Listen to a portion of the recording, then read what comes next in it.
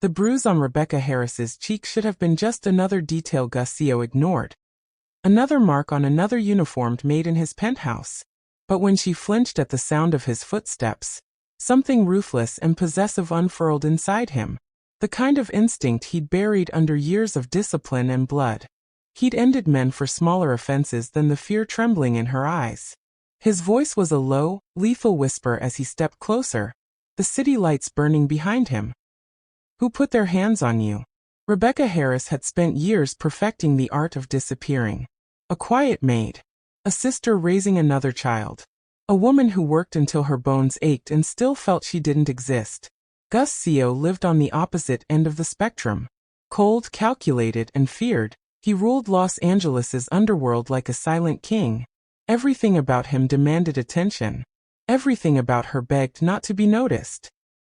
For 6 months, Rebecca had cleaned his glass-walled penthouse twice a week. He paid well, said little, expected nothing but silence and spotless surfaces. A system she understood. A system she relied on. But today, her careful invisibility cracked. Cheap makeup couldn't hide the swelling. Her sleeve couldn't hide the fingerprint-shaped bruises on her wrist. And Gus arrived home earlier than ever, an unpredictable collision she was unprepared for. "Rebecca," he said, each syllable sharp enough to cut. "Look at me."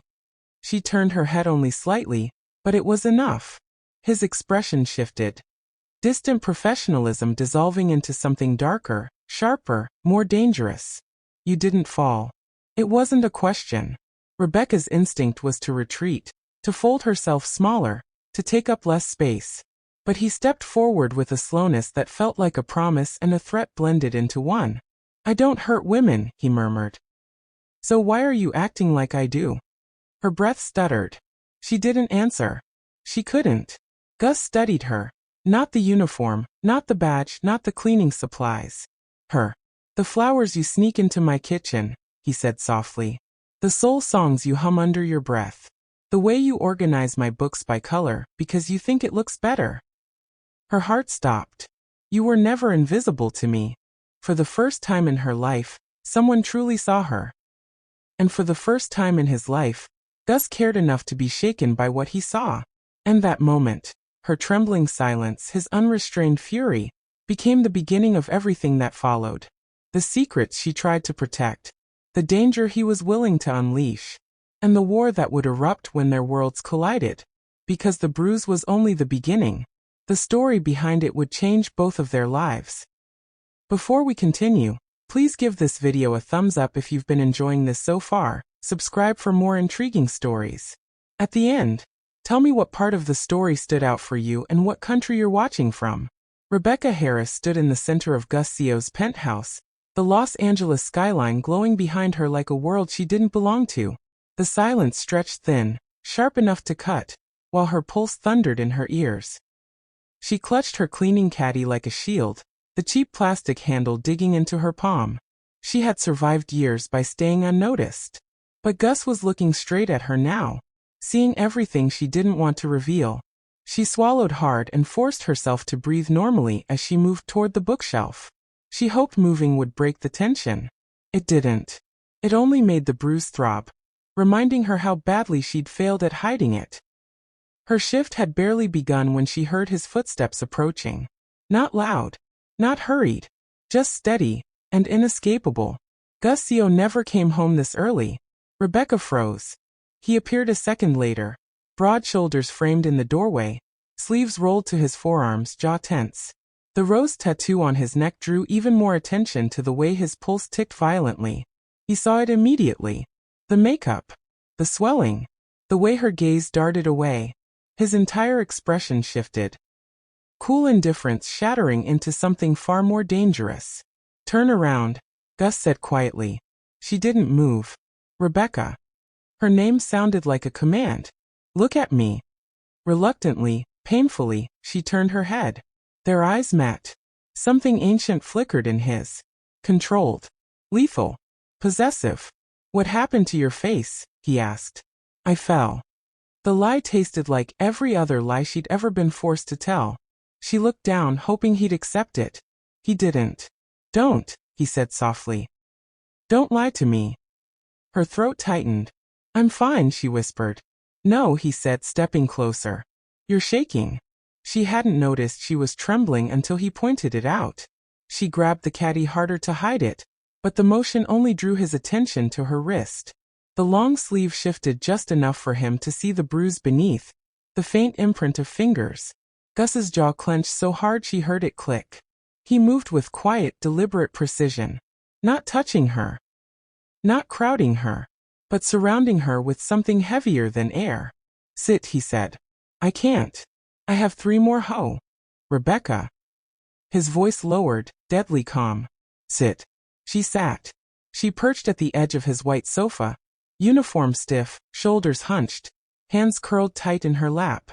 She felt like a stain on perfection, like something that didn't belong in his world. Gus stood in front of her, studying her the way someone studies a crime scene.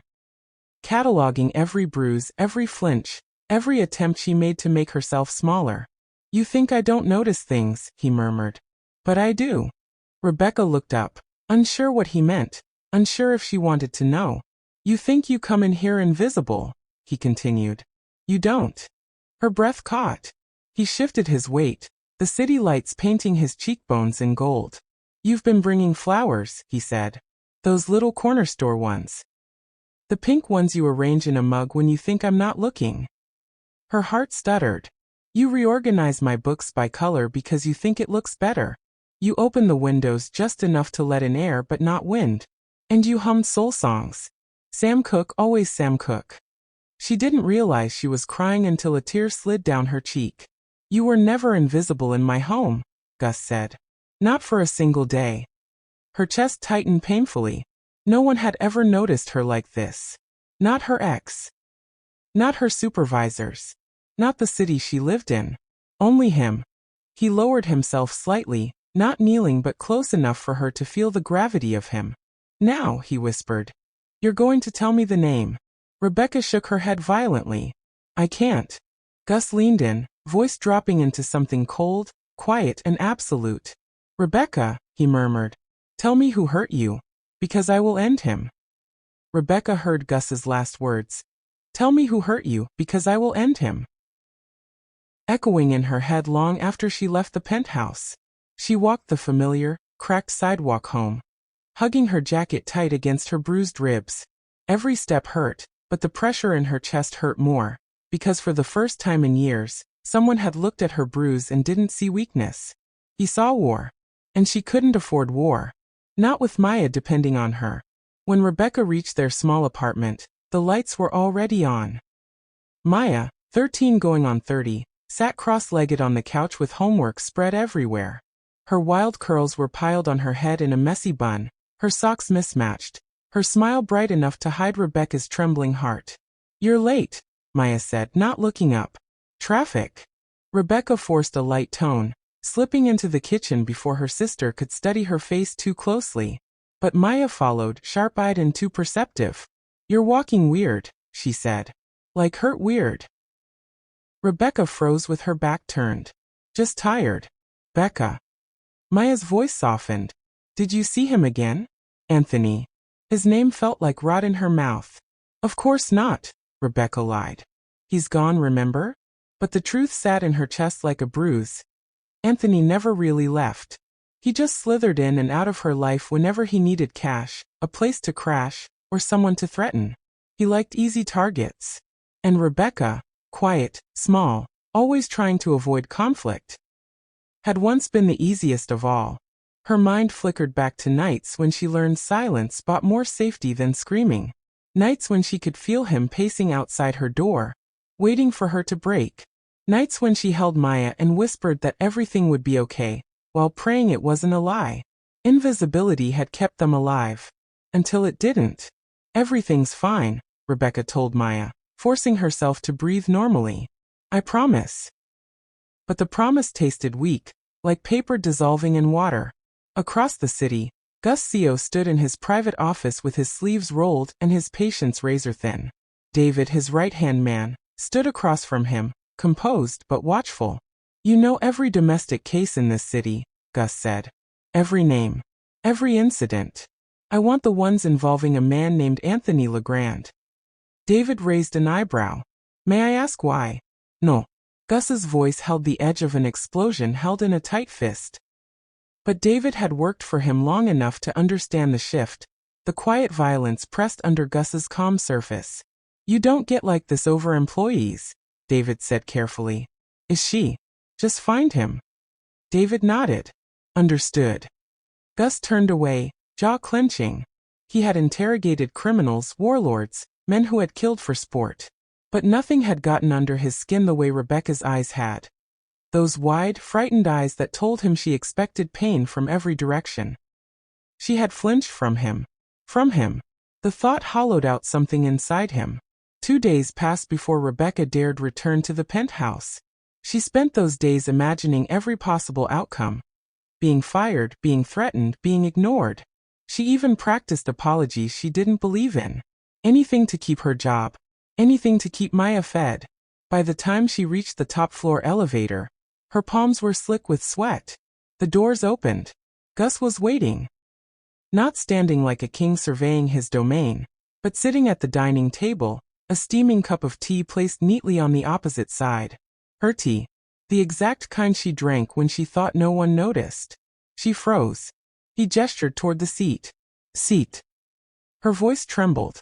Mr. Seo, if you want me to leave. That is not what I want. The certainty in his tone made her knees weak. She sat slowly. He folded his hands. I've been looking into a few things. Her stomach dropped. Gus. No. You can't. I can do whatever I need to in order to keep the people in my home safe. I'm not, she swallowed. I'm not your responsibility. That's not what I said. The tension between them stretched, electric, unbearable. Finally, Rebecca spoke the truth she'd been running from. Gus, her voice broke. You scare me more than Anthony. Silence. Then Gus leaned forward, eyes dark, voice low enough to shake her. Then I haven't done my job right. For a long moment after Rebecca whispered that he scared her more than Anthony, Gus didn't move. He just watched her, sharp eyes softening, anger folding into something heavier. Something like restraint. Rebecca, he said finally, voice low. Tell me why. She didn't want to. She didn't want to peel open the things she'd spent years burying, didn't want to speak Anthony's name in front of a man who could, and would, make it disappear. But Gus waited. Not impatiently. Not threateningly. Just waited. And somehow, that made her chest ache more. She exhaled, shaky. It's not you. It's what you can do. He leaned closer, elbows on his knees, gaze steady. I won't hurt you. I know, she whispered. That's the problem. You could hurt everything around me. And I can't afford that. He studied her like a puzzle he desperately needed to solve. Start from the beginning. She didn't want to. But the truth pressed against her throat like a dam breaking. Anthony. His name came out small. My ex. He's the one who hit me. Gus's expression didn't change, but the energy in the room did. A sudden stillness, like the air holding its breath before lightning struck. Why, he asked. Because I wouldn't give him money. Because he said Maya owes him too, even though she's not his kid. Because he knows where we live. Her fingers twisted together. Because he likes control. Because he knows I won't fight back. You did, Gus said quietly. You came to work. That's not fighting. Her eyes burned. That's surviving. He moved closer. Slowly. Deliberately. As if approaching something fragile. Not weak, but breakable. Has he threatened her? Gus asked. Rebecca hesitated. That alone was enough of an answer. His jaw flexed once. Hard. He ever come near her again, he murmured, and I'll. No, she raised a hand instinctively, the same way you'd reach out to stop a car. You can't. Please don't make this worse. I'm not the one who hit you, Gus replied, voice sharp with contained fury. I'm not the one threatening a child. That doesn't matter. If you interfere, he'll retaliate. He always does. Gus's gaze dropped to the faint marks on her wrist. The too perfect makeup hiding the bruise around her eye. The exhaustion in her posture. Rebecca, he said softly, look at me. She did. And he reached out. Not grabbing her, not forcing, just brushing the edge of his knuckles against the uninjured side of her face. The gentleness startled her. Gus Seo, the man whose very name made criminals tremble, touching her like she was made of spun glass. "You don't have to be afraid alone," he murmured. Her throat tightened painfully. For a moment, just one, she let herself lean into the warmth of his hand. Let herself believe safety was possible. She pulled back too quickly. "I should go," she whispered, standing abruptly. "I've said too much." "You said just enough." She couldn't meet his eyes. "Please don't do anything." His silence was not a promise. She left anyway. The moment the elevator doors closed, Gus pulled out his phone. He didn't pace. He didn't shout. He didn't rage. He simply dialed. David answered immediately. "Youngnam. Find me Anthony Legrand." David hesitated. "Understood. And when we find him?" Gus didn't blink. "Put him on the phone." Anthony answered on the fourth ring, voice laced with alcohol and arrogance. "Who the hell is this?" Gus didn't offer a name. Only a sentence. "If you contact Rebecca Harris again, if you go near her sister, her home, or her job, I will take everything from you." Slowly. A beat of stunned silence. Then Anthony scoffed. "You think you scare me? You sound like some." "You should be scared," Gus said softly. "I am what men like you pray never finds them." Even over the phone, Anthony went quiet. "Your next move," Gus continued, "decides whether you walk this city again or disappear in it." He ended the call. Not a threat. A verdict. Rebecca returned home that evening exhausted, emotionally scraped raw. She washed dishes, folded laundry, tried to pretend the world wasn't tilting under her feet. Then her phone buzzed. Once, twice, again, again, again, until the screen lit up with 52 missed calls. All from Anthony. A final message arrived. One sentence that made her blood run cold. "You're gonna regret telling your new boyfriend about me. I'll ruin you." Her breath vanished. The kitchen swayed. Maya called from the bedroom. "Becca? Everything okay?" Rebecca couldn't answer. Her whole body shook as she gripped the edge of the counter.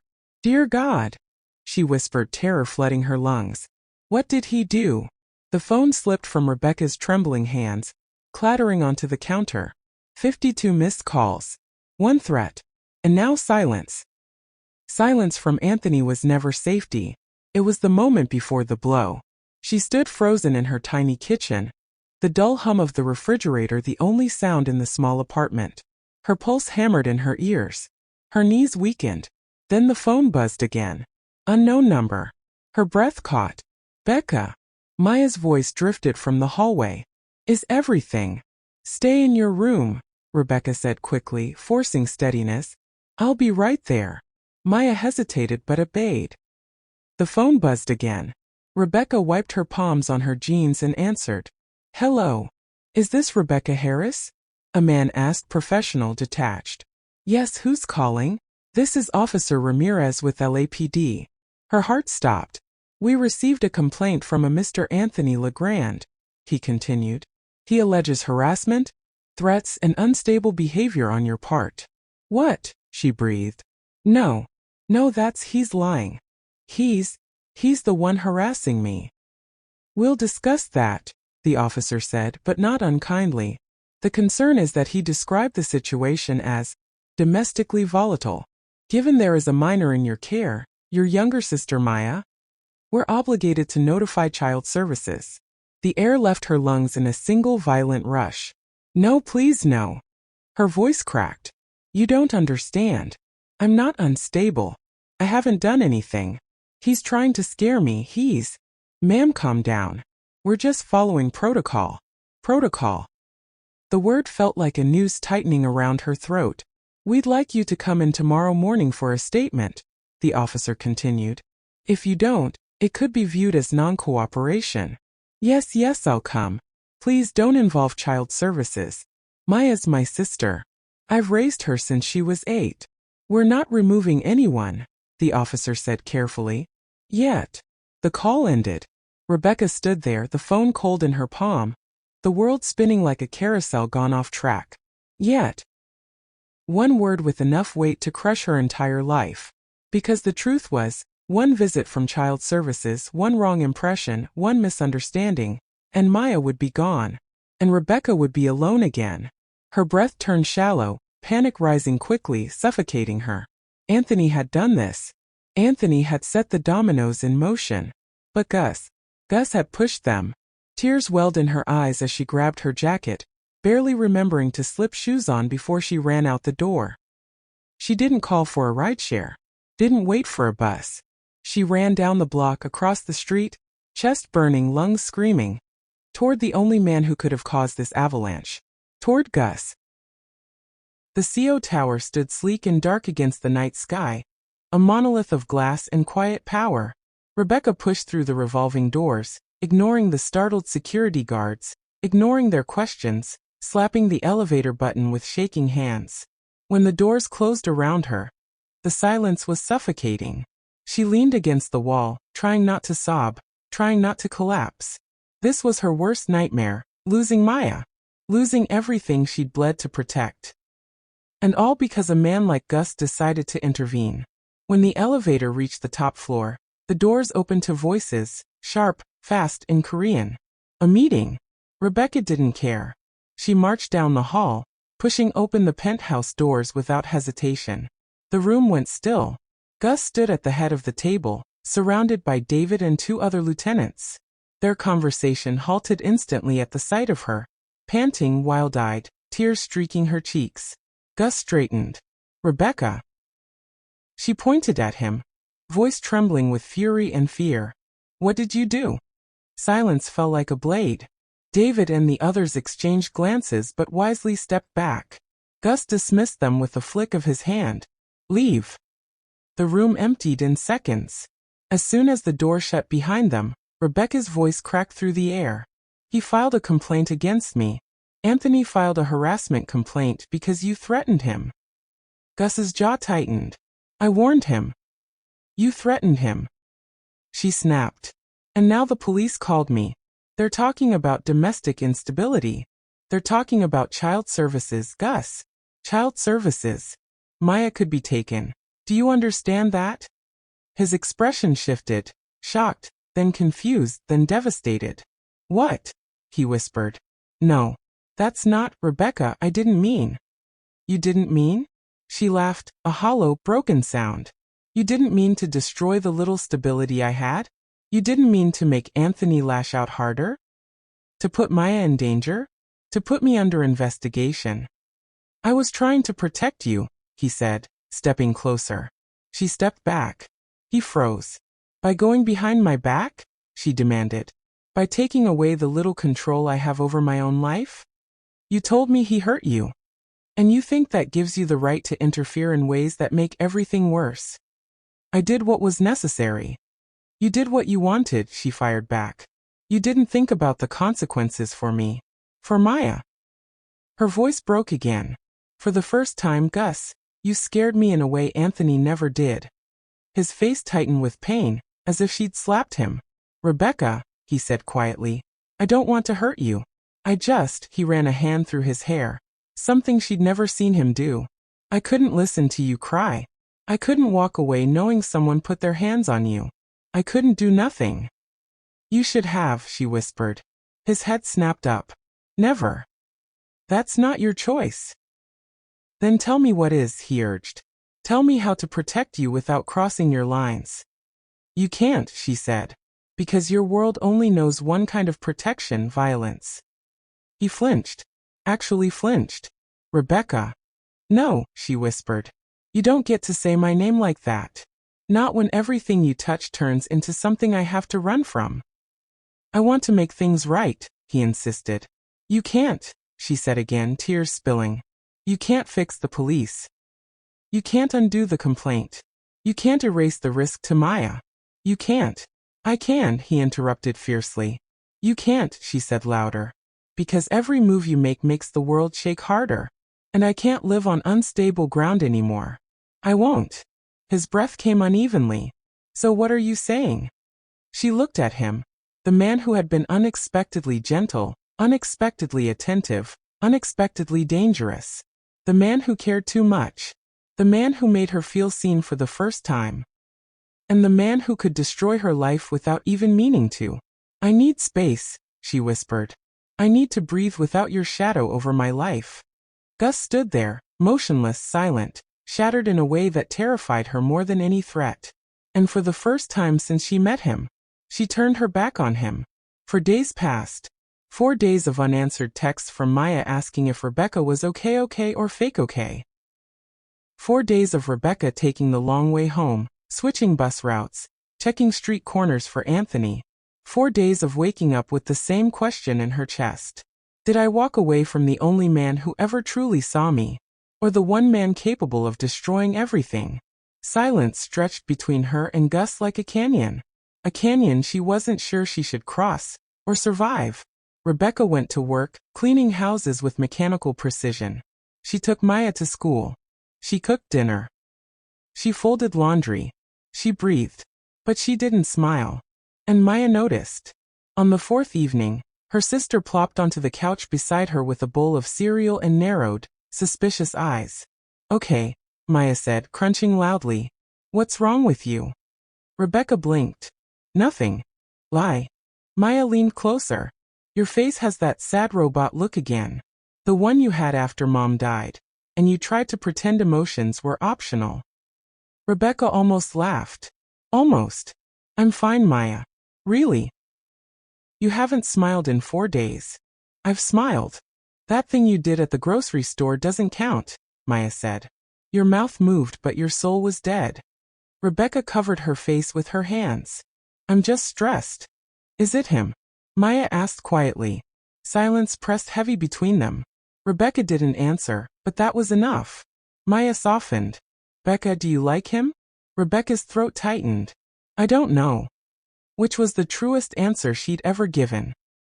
Liking Gus felt like leaning against a door that might slam shut, or fly open and swallow her whole.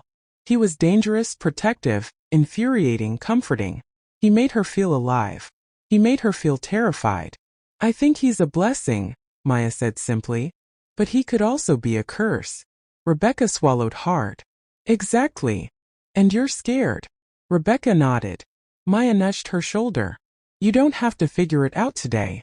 Rebecca wished that was true. Across the city, Gus was unraveling. His office, usually immaculate, looked like a war zone. A glass decanter lay shattered on the floor. His punching bag hung lopsided from a cracked ceiling hook. A laptop lay in pieces on the table. David stood nearby, unimpressed. For the record, David said, punching walls is not a productive leadership strategy. Gus didn't respond. He stood with both hands braced on the edge of his desk, head bowed, breathing hard. His shirt sleeves were rolled to his elbows, exposing the tattoos snaking up his forearms. His hair was messier than David had ever seen it. You're losing it, David said simply. Silence. You're losing your mind over this woman. Still no answer. Then very quietly Gus said, I already lost her. David exhaled slowly, leaning against the wall. Not necessarily. Women don't just vanish. They get scared. They think. They regroup.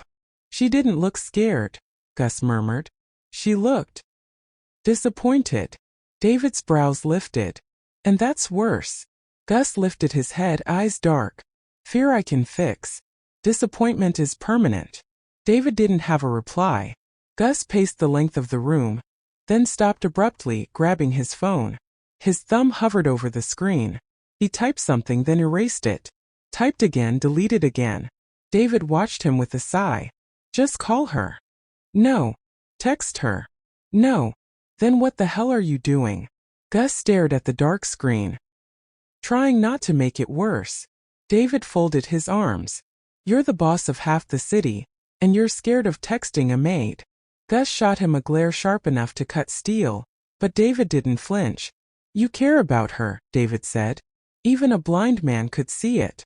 And that, more than anything, made Gus's voice drop to a whisper. That's the problem. Rebecca lay awake in bed that night, staring at the ceiling. The world felt too quiet, too heavy. Her phone sat on the nightstand, black screen glowing faintly each time a notification lit up. but none were from him. And that hurt more than it should have. The truth settled slowly into her bones. She missed him. His voice. His steadiness. His impossible calm. The way he made danger feel like safety. She closed her eyes, willing sleep to come.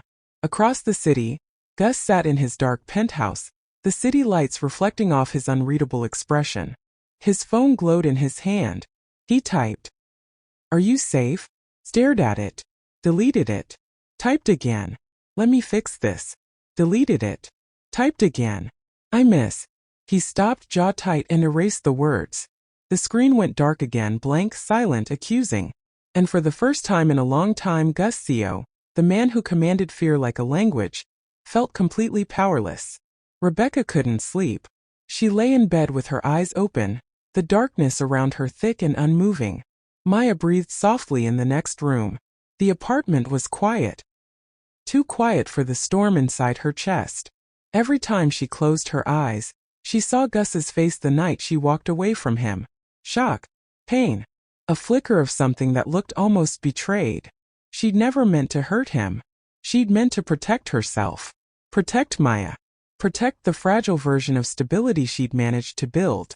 But the silence of the last few days had become its own kind of torment. She missed his voice, his steadiness, the way he looked at her like he saw things she'd hidden even from herself. And the guilt sat like an anchor on her ribs. Around midnight she got up. Poured water. Put the glass back. Sat on the couch. Got back up. Walked to the window. Sat back down. Her mind looped mercilessly. You pushed him away. You had to. He's dangerous. But he cares. You can't love someone like him. But you do. She pressed the heels of her hands into her eyes, trying to shut it all out. It didn't work. The clock ticked from 1:58 a.m. to 1:59. And then, a knock. Soft, but unmistakable. Rebecca froze. Another knock. A little firmer. Her heart leaped to her throat. She stood slowly, barefoot on the cool floor, pulse hammering in her ears. No one knocked at 2 a.m. No one except. Her hand hovered over the doorknob, her breath tight in her chest. She opened it, and the world stopped. Gus stood in the hallway, looking nothing like the man she knew. His hair was messy, as if he'd run his hands through it too many times. His shirt was wrinkled, sleeves uneven, collar open. His eyes, usually sharp, calculating, were raw, glossy with exhaustion. His breath hitched when he saw her. "Rebecca," he whispered, like her name was the only thing left holding him together. Her lips parted. "Gus, what are you?" "I can't," he swallowed hard. "I can't stay away from you." The words were ragged, broken at the edges. He stepped in, not touching her, just there, filling the doorway with a presence that made her knees weaken. "I haven't slept," he said softly. "I haven't eaten. I can't think. Every time I close my eyes, I see you walking away from me." The confession hit her like a physical blow. "Gus, you said you needed space," he murmured. "But his voice cracked. "I don't know how to give you space when you're the only thing keeping me from falling apart." Her chest ached sharp and deep. He ran a shaky hand through his hair again, pacing one step, then back. "Do you know what it's like for me? To feel?" He shook his head. "I don't feel things. Not like this. Not for anyone. But with you." He stepped closer, voice low, desperate. "Everything matters. Too much."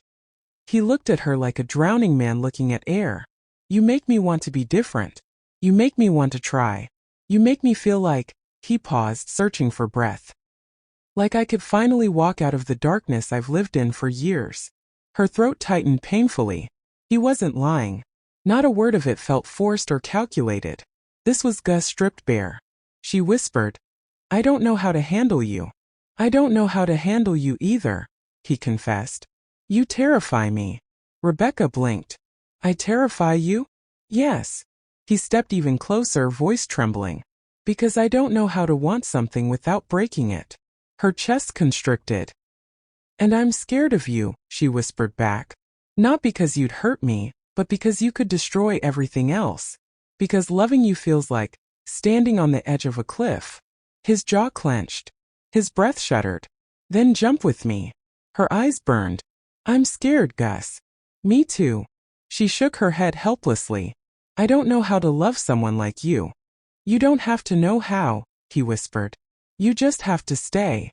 A tear slipped down her cheek. He lifted his hand but paused, waiting for permission. She nodded. His palm cupped her face, gentle, reverent, careful not to touch the last traces of her bruise. His thumb brushed beneath her eye, catching another tear. I'd rather be terrified with you, he said quietly, than safe without you. The words cracked something open inside her. Completely. Irreversibly. She exhaled a shuddering breath. Gus. He leaned closer, forehead hovering inches from hers. Tell me to leave, he whispered. And I will. She couldn't.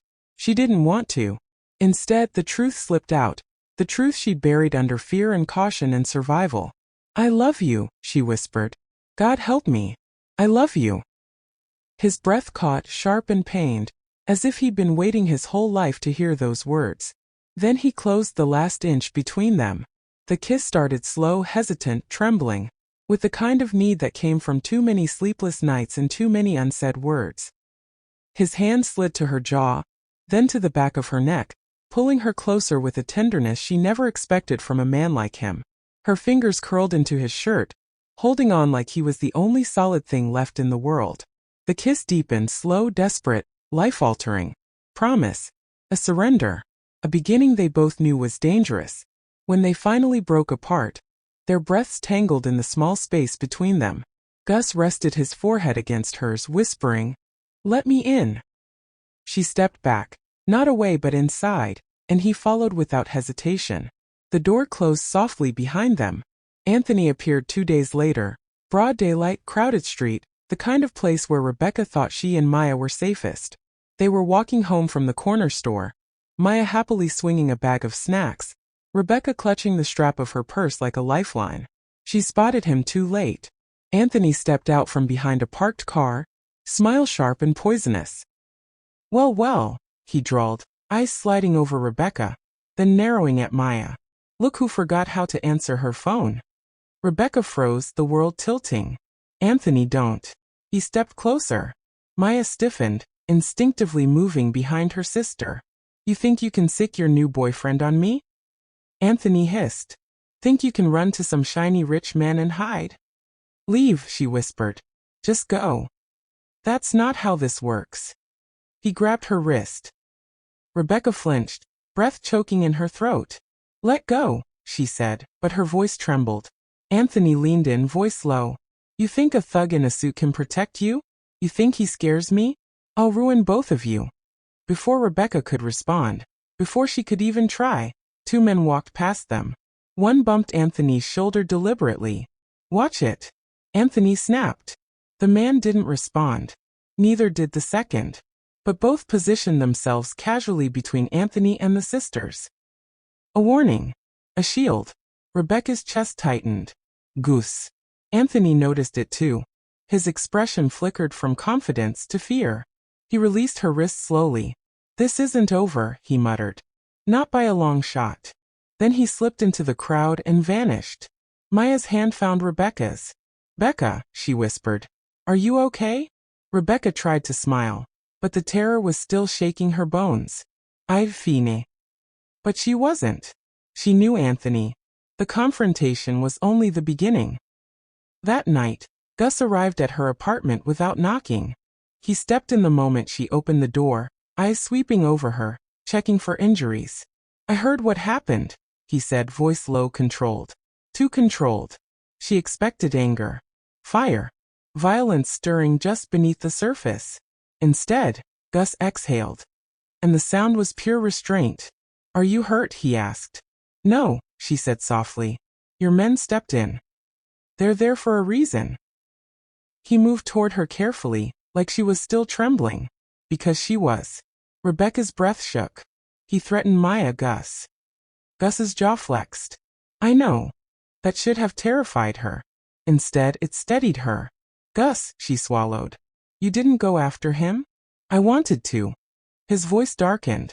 But I didn't. She blinked, surprised. For you, he added quietly. Because violence is easy. But you asked me not to make things worse.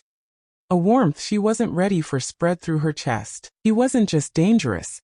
He wasn't just protective. He was listening. Before she could speak, a small voice called from the hallway. Becca? Is someone here? Maya peeked out, eyes widening when she saw him. Gus actually straightened, as if facing a queen instead of a 13-year-old. You must be Maya, he said gently. Maya's eyebrows shot up. You're the Mafia dude, right? Maya.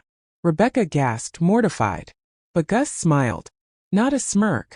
Not the cold, dangerous curve he gave his men. A real smile. Small. Soft. Human. I suppose that depends on who you ask, he replied. Maya crossed her arms, studying him with the kind of scrutiny only teenagers possessed. Are you gonna hurt my sister? Gus went still. Then he crouched slightly, lowering himself to her level. No, he said. And his voice was not soft. It was truth. I would die before I let anyone hurt her. Maya stared at him, then nodded once. Okay. I like you. Rebecca nearly collapsed. Gus stood again, his expression unreadable, but there was something in his eyes she'd never seen before. Something warm. Dangerous. Something that terrified her in all the right ways. He turned to Rebecca. I won't let Anthony near either of you again. She exhaled shakily. You can't promise that. Yes, he said, stepping closer, voice deep and sure. I can. She searched his face, trying to find the part of him she should fear. But in that moment all she saw was a man trying, truly trying. To be good for her. For them. Gus brushed a strand of hair from her face, his fingers barely touching her skin. No one touches my family, he murmured. Rebecca froze. Family. She felt that word in her bones. And she wasn't sure whether to run from it, or fall into it completely. Gus had always commanded a room, through silence, through presence, through the quiet certainty that he was the most dangerous man in it. But tonight, for the first time, that certainty faltered.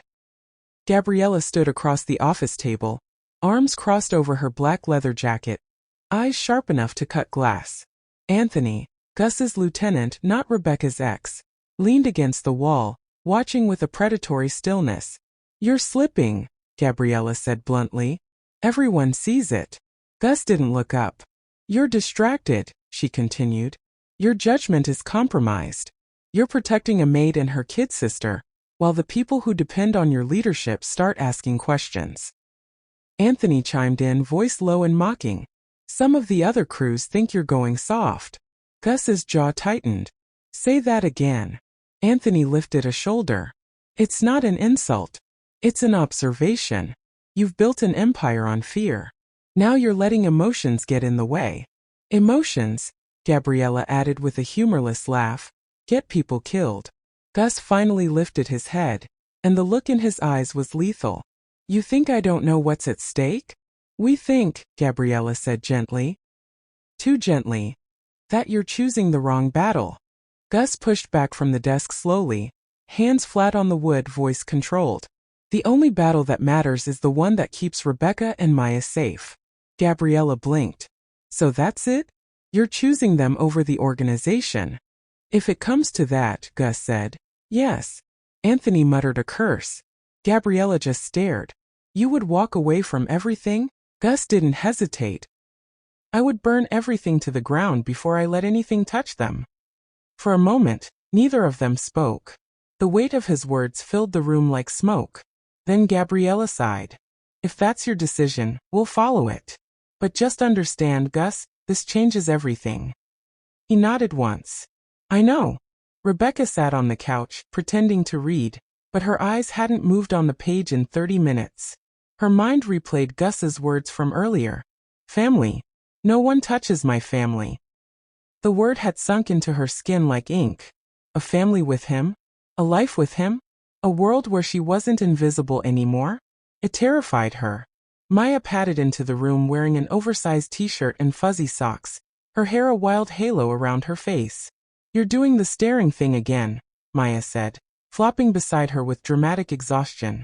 Where your brain goes into outer space and your body stays here. Rebecca shut the book. Just thinking. About him, Maya said matter-of-factly. Rebecca hesitated. Yes. Maya pulled her feet up and hugged her knees. Becca, can I ask something? Anything. Does he make you feel safe? Rebecca opened her mouth, then closed it. Safe.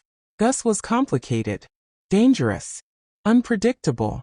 But when he held her, when he looked at her like she mattered, when he stood between her and the entire world without blinking, she felt more safe than she ever had in her life. Yes, she said softly. He does. Maya nodded. And does he make you feel real? Rebecca froze. Because, Maya continued, when you're with him, you're not invisible anymore. Her voice cracked on the last words. You've been invisible as long as I've known you. But when he says your name, you look like someone who finally exists. Tears gathered in Rebecca's eyes. Maya leaned her head on her shoulder. Becca, maybe he's not the mistake. Maybe being invisible was. That broke something open inside her. Because Maya was right. Gus didn't make her small. He didn't make her hide. He didn't silence her. He saw her. Completely. And she was tired of living small. Tired of shrinking. Tired of surviving instead of living. She stood before she even realized she was moving, dried her tears, grabbed her jacket. Maya blinked. Where are you going? To make a choice. Maya smiled softly. Good.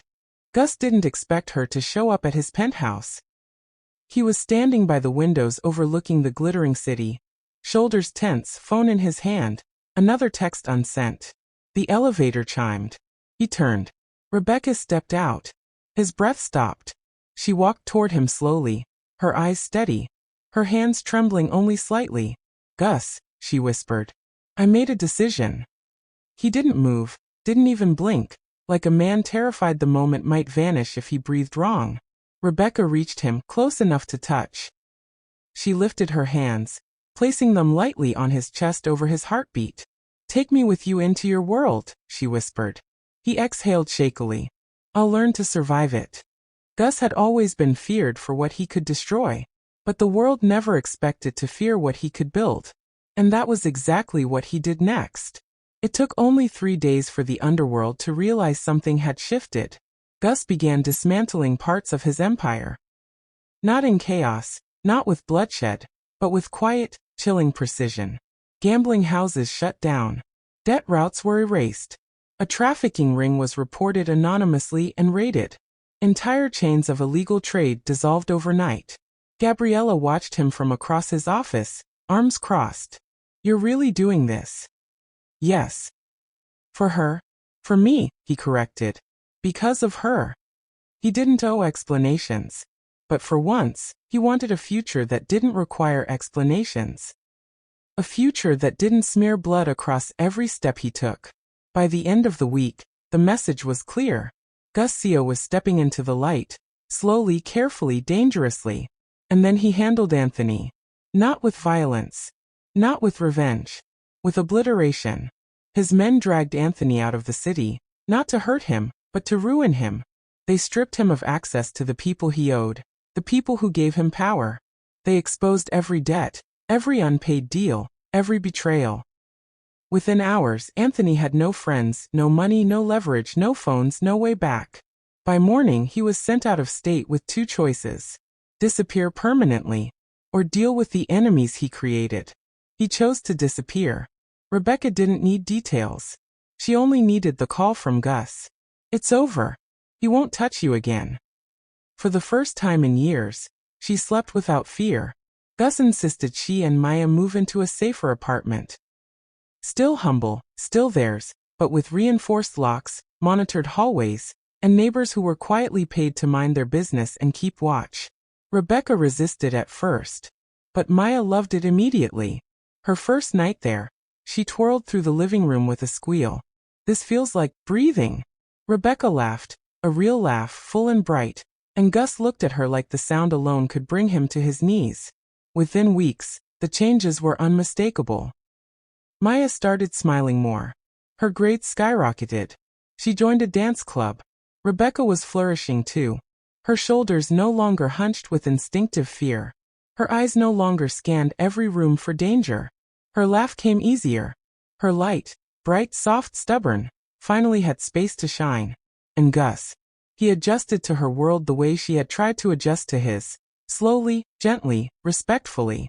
He learned to cook simple meals. He watched old movies with her. He walked Maya to the bus stop when Rebecca worked early shifts.